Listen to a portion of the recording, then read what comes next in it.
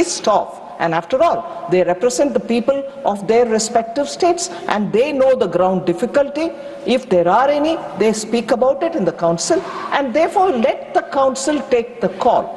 By repeatedly posing the questions to the Union Finance Minister or the MOS, it is not a singular decision of the Government of India, it has got to be a decision of the Council. And the Finance Minister of the respective state are fully empowered to speak to the people in the state as to what has got to be taken up by the councillor, what has not got to be taken.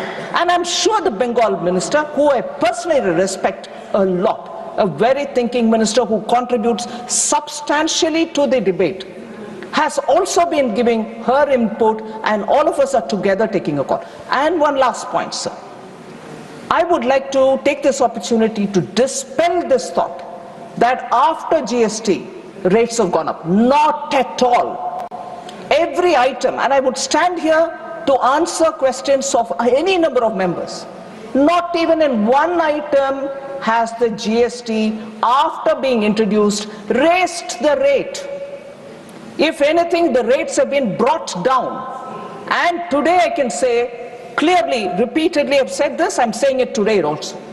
When at the point in time of GST's introduction, on an average, the tax levied on every item which is there in the GST, 15.8% tax could have been levied without additionally burdening the buyer, consumer.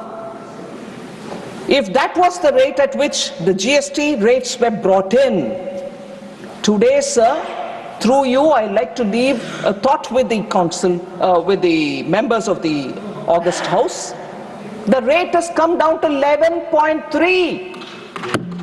That is the level of reduction of rates which have happened in the GST Council. And therefore, I appeal to all the members here, kindly spare some time, meet your respective finance ministers in your states, talk to them as to what kind of work is going on. Is there an obstruction by the union government's members, MOS and myself, to say, no, don't reduce rate, we want to burden the consumer? Is there been an instance, one such an instance? And so the tone and tenor and the content of the question being posed to the Union Finance Minister or the MOS or to the government is, oh, you are not telling us. Not at all, sir. Rates have not been increased. I will answer it in all elaborateness, because this is the kind of narrative which is being built up, and GST Council is a constitutional authority.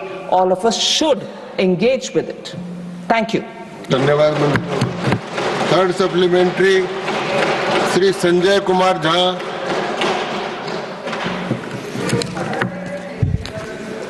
Honorable Chairman, sir. Clear हो गया, आपने अपने वित्त मंत्रियों से बात करें sir.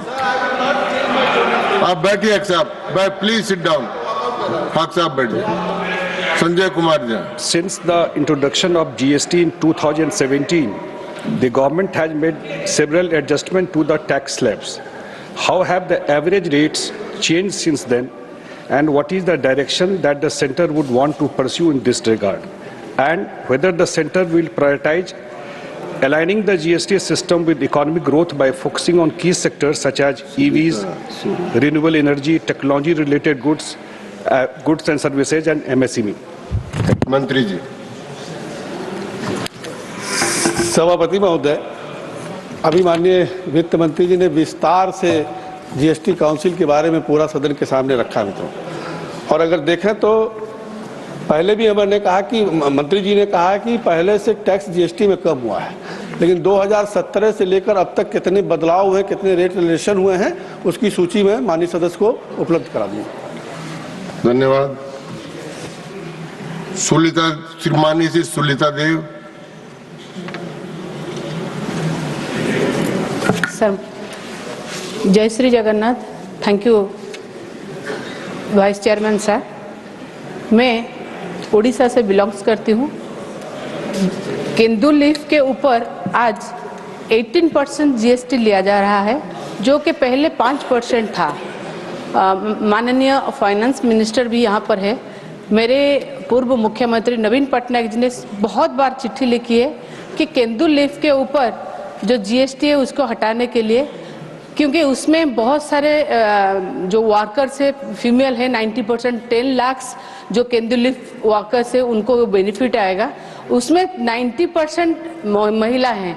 क्या माननीय वित्त मंत्री बोलेंगे कि ये केंदू लीफ के ऊपर जीएसटी विड्रॉ कर सकते हैं क्या? Thank you sir. Deputy Chairman, sir, the honourable members raised an issue which has been more than 3 times discussed in the GST Council. And I remember the finance minister at that time, Niranjanji, was from Orissa.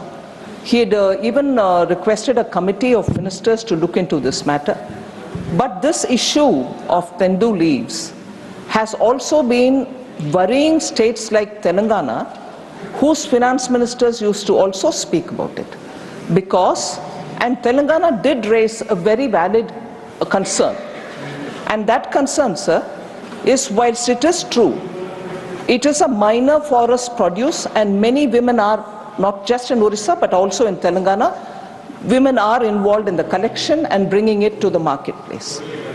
Now the objection which Telangana had was whilst the GST reduction might help, in Orissa, the body which procures all this was a government body and procures it probably even from middlemen.